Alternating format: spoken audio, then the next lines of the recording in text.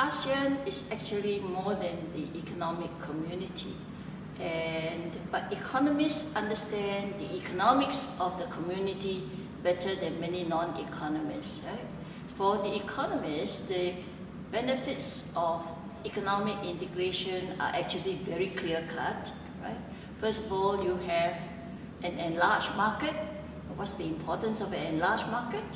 An enlarged market means you can enjoy economies of scale, more production, lower costs, and therefore lower prices for consumers. Then economic integration under the AEC also means you have larger resources because you have inflows of foreign capital, foreign technology, and even foreign skills and labor. So it increases your pool of domestic resources, right? And therefore you can have accelerated economic growth, more employment opportunities, and so on.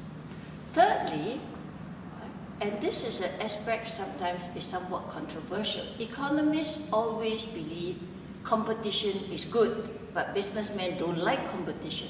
So we said that the AEC provides a more competitive environment. What does it mean, right? You have more producers, more suppliers, more imports, so you compete a lot. Now, in the process of competition, you improve yourself, right? You want to do better than the others. So it results in a competitive spirit, which therefore spurs efficiency, it spurs innovation, it spurs creativity. So these are the major benefits.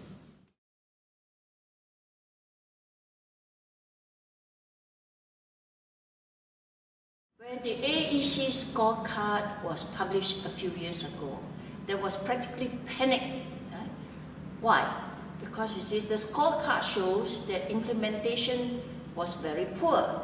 Not only that, 2015 and 2015 is coming very, very fast, and yet we are so far from the target.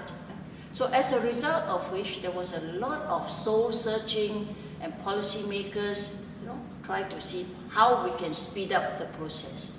Now, what are the implementation problems? Analysts as well as policymakers have admitted to some of the problems. Basically, some would argue that there's not enough commitment. Right?